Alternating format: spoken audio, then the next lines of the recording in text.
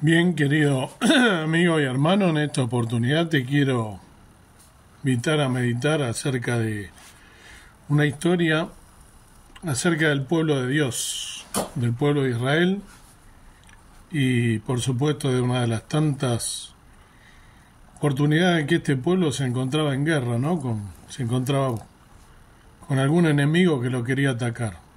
¿Cuándo no, verdad? La historia repetida de este pueblo de Israel, ¿sí? Cualquier similitud con la fecha actual, pura coincidencia, ¿no? Como dice habitualmente el refrán o el dicho popular. Bien.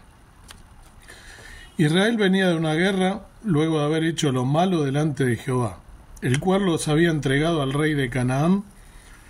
Luego Sísara, una profetisa que gobernaba al pueblo de Dios, y luego de que el pueblo clamara a Dios, vencieran a sus opresores, el juez en ese momento era Barak. Tuvo un periodo de descanso de 40 años, pero comenzó el pueblo a hacer lo malo nuevamente. Esto una constante, ¿no?, en el pueblo de Israel. En esa época Jehová levantaba o promovía jueces para librarlos de sus opresores. Así que te invito que tomes tu Biblia si quieres seguir este relato, ¿sí? Esta historia que está escrita en las Sagradas Escrituras, en la Palabra de Dios. En el libro de Jueces, capítulo 6, voy a comenzar leyendo los primeros 16 versículos, del 1 al 16. Dice así la Palabra de Dios, Jueces 6, del 1 al 16. Mas los hijos de Israel hicieron lo malo en los ojos de Jehová, y Jehová los entregó en las manos de Madián por 7 años. Y la mano de Madián prevaleció contra Israel, y los hijos de Israel, por causa de los madianitas, se hicieron cuevas en los montes, y cavernas, y lugares fuertes.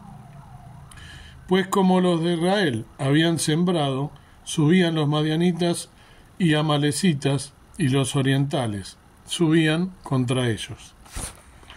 Y asentando campo contra ellos, destruían los frutos de la tierra hasta llegar a Gaza, y no dejaban que comer en Israel, ni ovejas, ni bueyes, ni asnos. Porque subían ellos y sus ganados, y venían con sus tiendas en grande multitud como langosta, que no había número en ellos ni en sus camellos. Así venían a la tierra para devastarla. Era pues Israel en gran manera empobrecido por los madianitas, y los hijos de Israel clamaron a Jehová.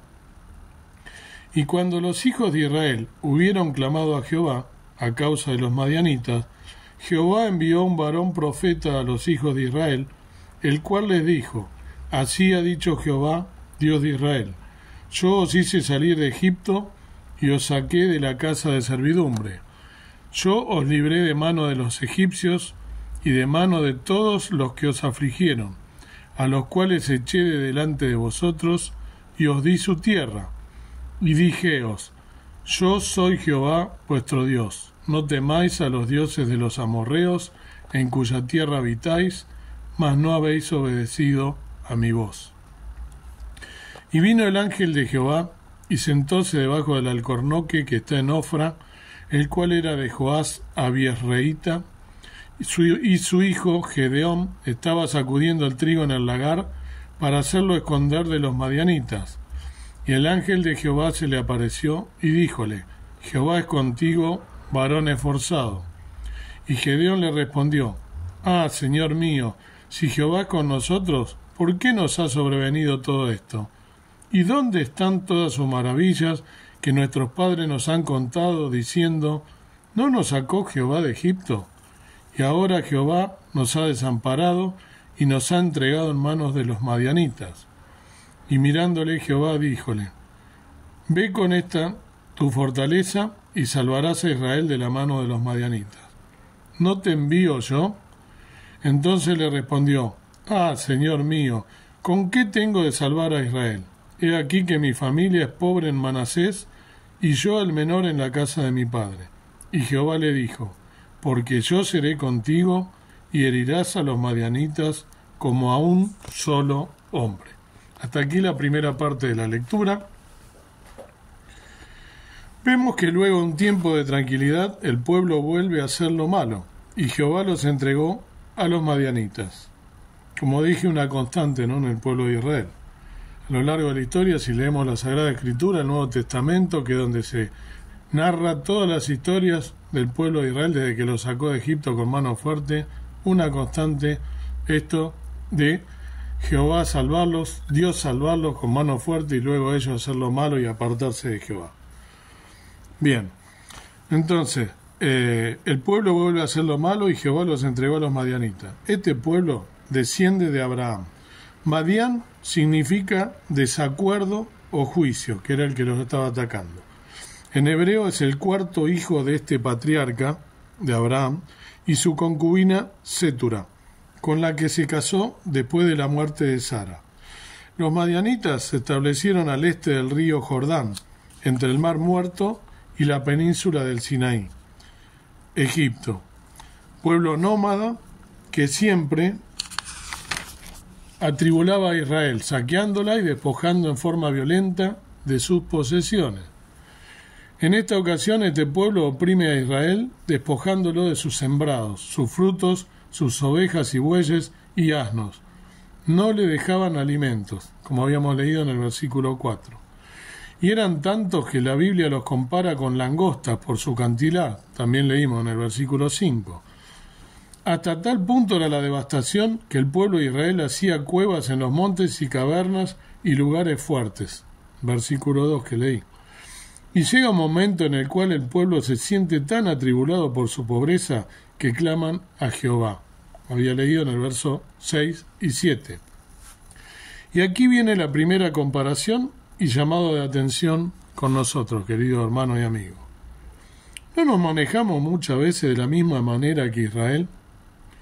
¿Cuántas veces, a pesar de ser, por gracia, su pueblo escogido, hecho real sacerdocio, nación santa, pueblo adquirido por Dios y renacidos con la nueva criatura a partir del sacrificio de nuestro Señor y Salvador Jesucristo en la cruz del Calvario, muriendo a favor nuestro, nos manejamos con desprecio y suficiencia y hasta con arrogancia, confiando en nuestras fuerzas o métodos para solucionar problemas? ¿Es así? ¿Cuántas veces cuando se nos presentan pruebas, dificultades, que son normales, ya que las Sagradas Escrituras así lo dicen, y el mismo Jesús dijo, en el mundo tendréis aflicción, mas confiad, yo he vencido al mundo? Sin embargo, necesitamos caer en lo más profundo de nuestras angustias para llegarnos hasta el trono de la gracia, para alcanzar misericordia y hallar gracia para el oportuno socorro.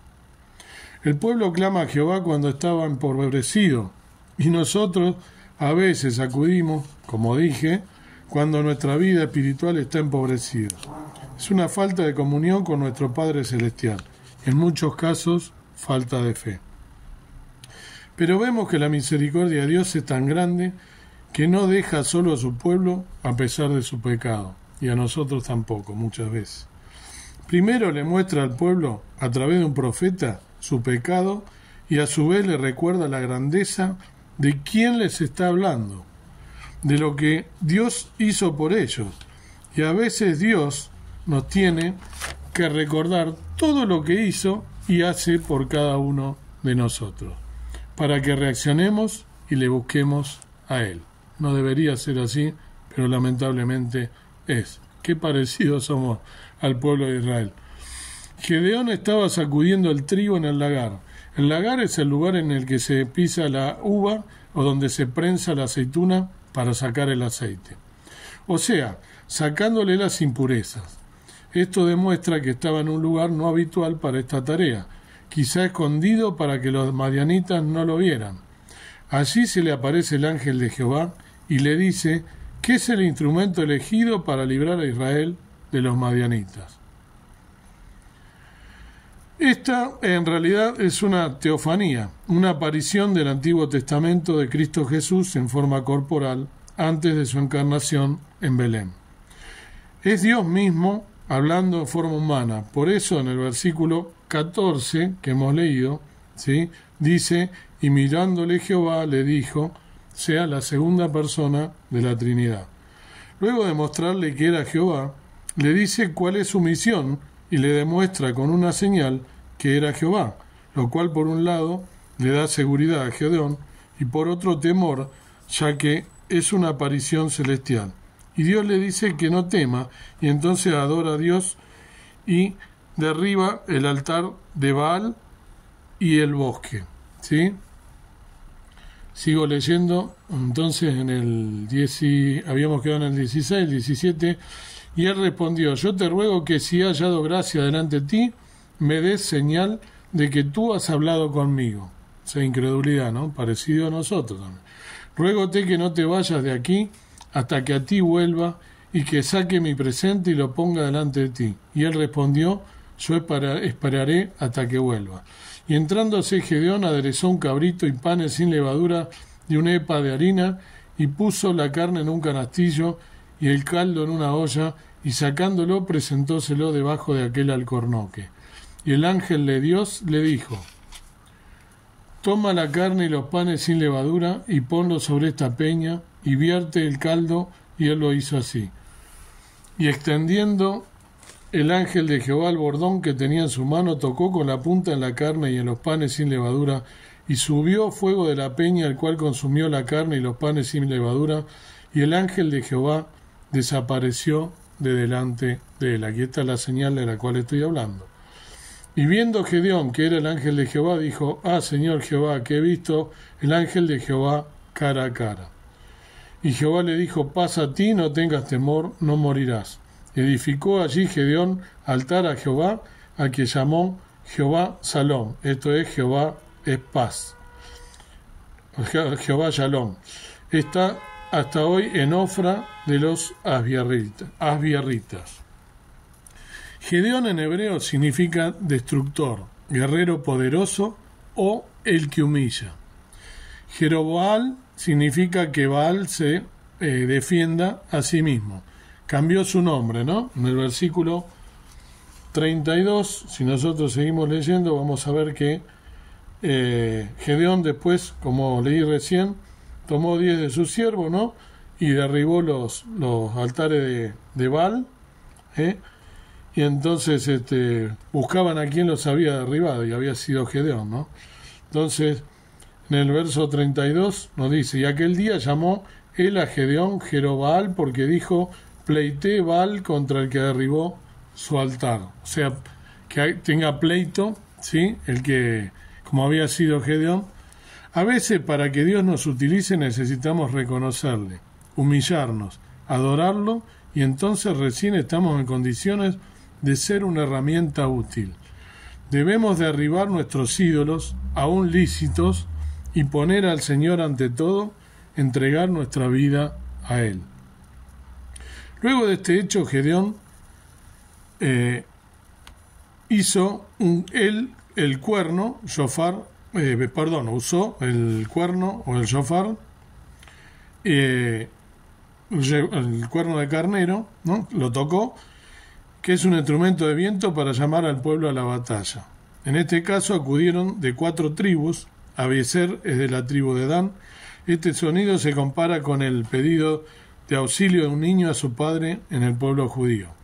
Gedeón le vuelve a pedir a Dios una confirmación, señal, para saber si él iba a entregar a los madianitas, utilizándolo a él como guía, ¿no? Un vellón. Entonces, voy a leer esta parte.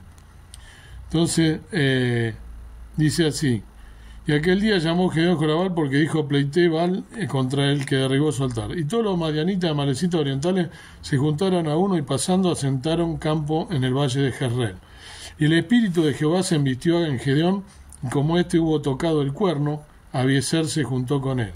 Y envió mensajeros por todo Manasés, el cual también se juntó con él. Asimismo envió mensajeros a Aser y a Zabulón y a Neptalí, los cuales salieron a encontrarles. Y Gedeón dijo a Dios, si has de salvar a Israel por mi mano, como has dicho, he aquí yo pondré un vellón de lana en la era, y si el rocío tuviera en el vellón solamente, quedando seca toda la otra tierra, entonces entenderé que has de salvar a Israel por mi mano, como lo has dicho. le vuelve a pedir una señal. Y aconteció así, porque como se levantó de mañana, exprimiendo el vellón, sacó de él el rocío, un vaso lleno de agua. Mas Gedeón dijo a Dios: no se encienda tu ira contra mí. Si aún hablar esta vez, solamente probaré ahora otra vez con el vellón. Ruégote que la sequedad sea solo en el vellón y el rocío sobre la tierra. O sea, le pide la señal a la inversa. Y aquella noche lo hizo Dios así, porque la sequedad fue solo en el vellón y en toda la tierra estuvo el rocío. Qué misericordia, ¿no? La de Dios con este instrumento que quiere utilizar, ¿no? Y que tantas veces le pide señal, y Dios con su misericordia para utilizarlo a librar a su pueblo, y había elegido este instrumento, y a pesar de ser duro, ¿no? Lo vuelve le vuelve a permitir que le da señal para que sepa que Él está con él y que no lo va a abandonar. Bien, Gedeón entonces le vuelve a pedir a Dios una confirmación, señal, para saber si él iba a entregar a los madianitas utilizando a él como guía, el vellón que acabo de leer. Se habían juntado 32.000 personas, dice, ¿no? Si nosotros seguimos leyendo, entonces Dios ordenó a Gedeón que dé un mensaje al pueblo para que algunas se vayan, con motivo de hacer que el pueblo no piense que la victoria sería por sus propios méritos. Este es el versículo 3 del capítulo 7. Capítulo 7, ¿no? Dice: haz pues ahora pregonar que lo oiga el pueblo, diciendo: el que teme y se tremece, madrugue y vuelva a ser el de monte de Galaad. Y volvieron celo de lo del pueblo 22.000 y quedaron 10.000. Bien, entonces ahí 22.000 se van, como acabo de leer. Dios le vuelve a decir que eran muchos, versículo 4 al 7, voy a leer ahora. Y Jehová dijo a Gedeón: aún es mucho el pueblo, llévalos a las aguas, y allí yo te los probaré, y del que yo te dijere, vaya contigo, vaya contigo. Mas de cualquiera que yo te dijere, no vaya contigo, el tal no vaya. Entonces llevó el pueblo a las aguas, y Jehová dijo a Gedeón: cualquiera que lamiere las aguas con su lengua como lame el perro, aquel pondrás aparte, asimismo cualquiera que se doblare sobre sus rodillas para beber. Y fue el número de los que lamieron las aguas, llegándola con la mano a la boca, 300 hombres, y todo el resto del pueblo se dobló sobre sus rodillas para beber las aguas. Entonces Jehová dijo a Gedeón: con estos 300 hombres que lamieron el agua, os salvaré y entregaré a los madianitas en tus manos, y váyase toda la gente, cada uno a su lugar. Fíjense Dios lo que está haciendo, para que no se crean que era por el número de su propia fuerza, sino que le va a demostrar una vez más que debía confiar en él, ¿no? Entonces hace que solamente queden los que cumplían con lo que Dios les había encomendado. Finalmente entonces quedaron 300 hombres. Antes de seguir, es importante aclarar dos cosas.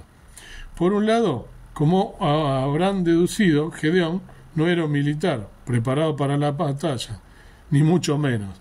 Era un campesino. Y los 300 hombres que allí quedaron también, ¿sí?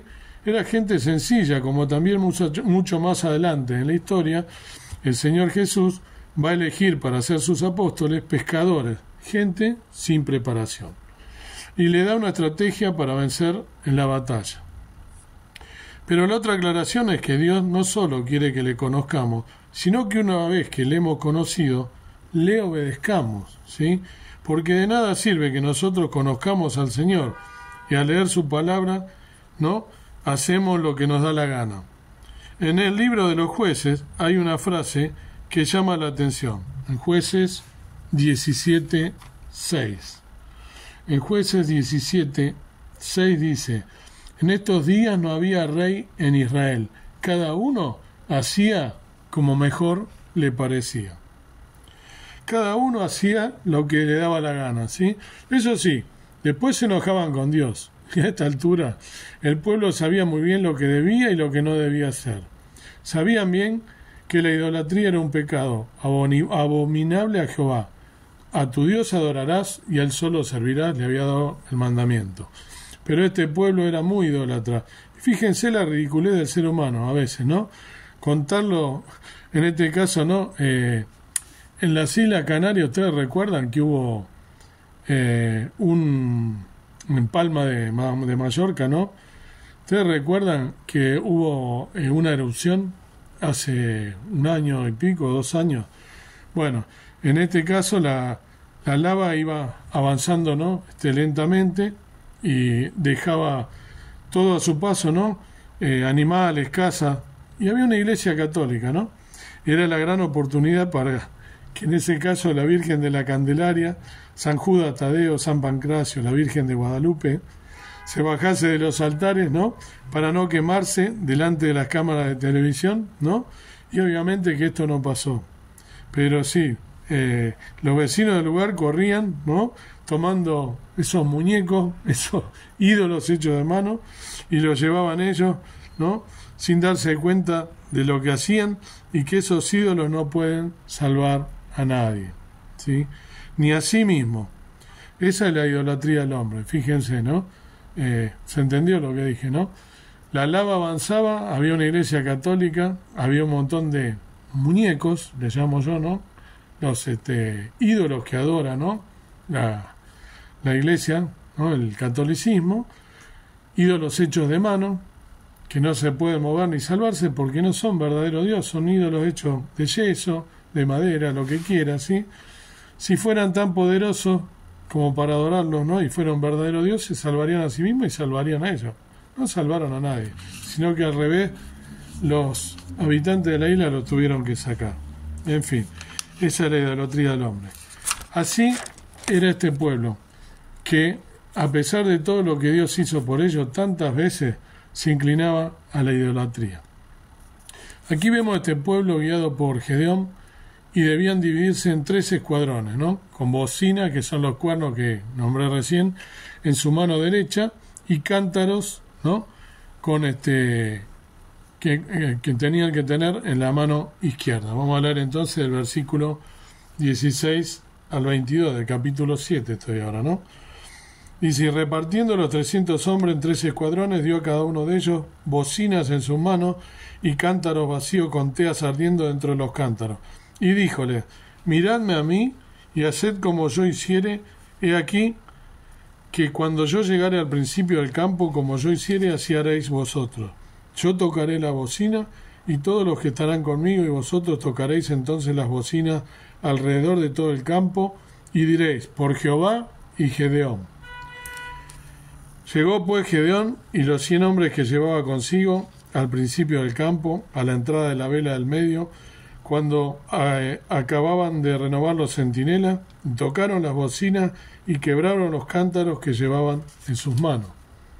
Y los 3 escuadrones tocaron la bocina y quebrando los cántaros tomaron en la mano izquierda las teas y en la derecha los cuernos con que tañían y dieron grita, y la espada de Jehová y Gedeón, la espada de Jehová y Gedeón. Y estuviéronse en su lugar en derredor del campo, y todo el campo fue alborotado y huyeron gritando. Mas los 300 tocaban las bocinas, y Jehová puso la espada de cada uno contra su compañero en todo el campo.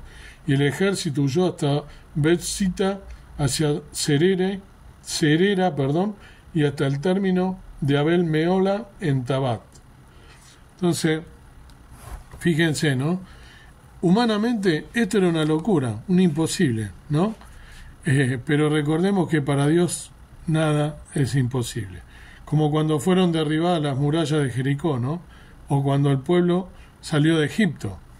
Nosotros debemos tener presente que los momentos más duros de la vida son los que nuestro Dios utiliza para que se cumpla lo que está escrito en 1 Corintios 2:9.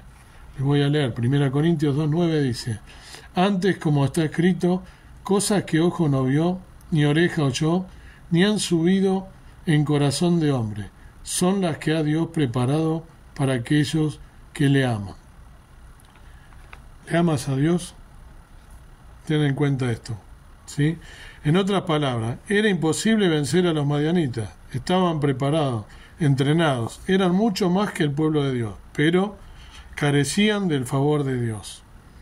Cuando uno tiene el respaldo del Señor, puede dormir tranquilo, sabiendo que Él está contigo. Como dijo David en el Salmo 27, del 1 al 3. Voy a leer ahora. Salmo 27 del 1 al 3 dice: Jehová es mi luz y mi salvación, ¿de quién temeré? Jehová es la fortaleza de mi vida, ¿de quién he de atemorizarme? Cuando se allegaron contra mí los malignos, mis angustiadores y mis enemigos, para comer mis carnes, ellos tropezaron y cayeron.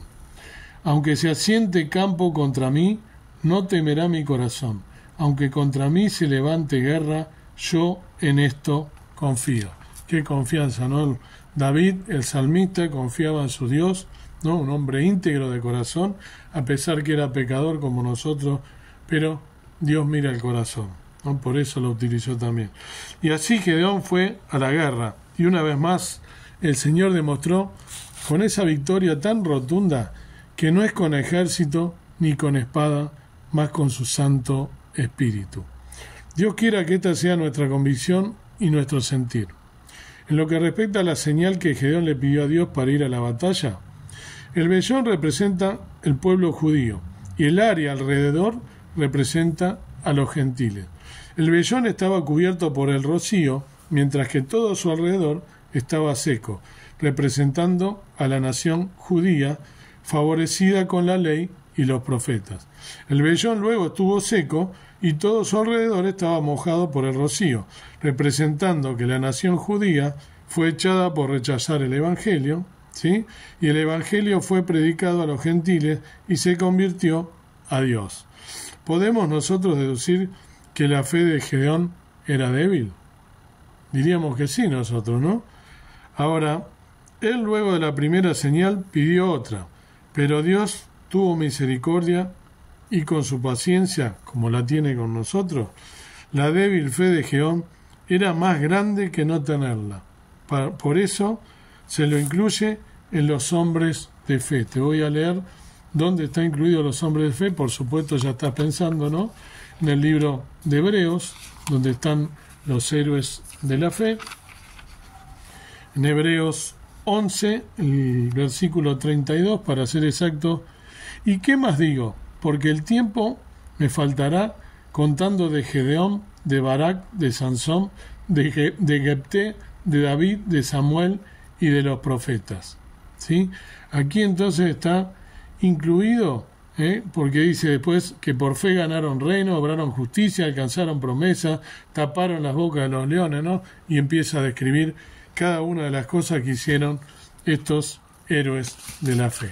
Entonces, una vez más, a pesar de que nos parece, esto permítanme decirlo, corre por cuenta mía, a pesar de que nos parece que era poca la fe, Dios, ¿qué es lo que mira como lo miró en David? El corazón, no mira lo que miramos nosotros. Parecía poca la fe, ¿no? Pidió señal, recordemos que no era un guerrero, ¿sí? No lo estoy justificando, pero pidió una señal, pidió otra señal, pero fíjense lo que les acabo de leer. Esto tiene todo un simbolismo y nosotros tenemos que analizarlo. Esto también sirve para que nosotros lo entendamos, lo analicemos, y para que entendamos que ese simbolismo fue dejado también para que nosotros, muchos años después, lo podamos también meditar y traer a colación. Y en este caso, ¿no? Qué importante, ¿no? La misericordia de Dios, cómo demostró que cuando nosotros estamos con Él, cuando nuestra fe flaquea, cuando nosotros estamos dudando de si podemos vencer a nuestro enemigo, que es Satanás, el enemigo de nuestras almas, o aquellas dificultades, pruebas que a veces Dios mismo nos prueba para probar nuestra fe, para ver cómo estamos, para que el nombre de Dios sea engrandecido. No digamos tentar, porque Dios no tienta a nadie, ¿sí? Dios permite probar nuestra fe para que el nombre de Él sea engrandecido y glorificado a través de nosotros.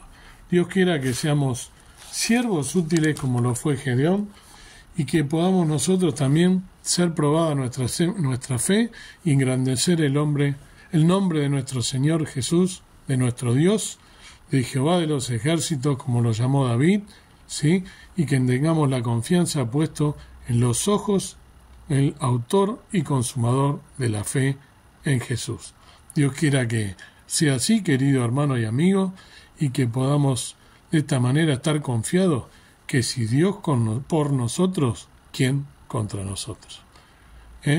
Vendrán, pero huirán. Dice también la palabra que van a huir por donde vinieron.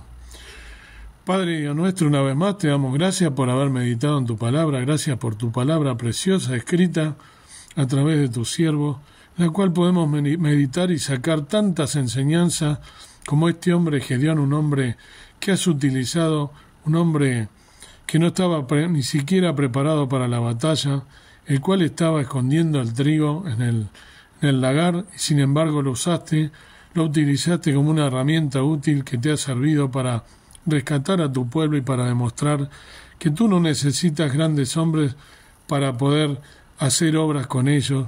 Dios quiera que puedas utilizarnos a nosotros en este último tiempo para predicar la palabra a toda criatura como nos has encomendado, para demostrar cuando nuestra fe flaquea, cuando nuestras fuerzas flaquean, que podemos contar contigo, que eres fiel y tu misericordia para siempre y se renueva cada mañana, como dice tu palabra. Que nos permitas confiar en el Dios de Israel, en nuestro Dios, nuestro Padre Celestial, que ha mandado a su Hijo a morir por nosotros con toda misericordia, nos sacó del lodo cenagoso, nos sacó de lo más profundo del barro, de la miseria, de lo vil, lo menospreciado del mundo, nos rescató y con esa sangre preciosa nos limpia de todo pecado. Dios quiera que nos encuentre fieles hasta el último día, que nos ha de venir a buscar preparados para que podamos serte unas herramientas útiles y que podamos tener nuestra fe intacta, pase lo que pase, que prevalezcamos y que demos la palabra a toda criatura, a aquellos que nos rodean.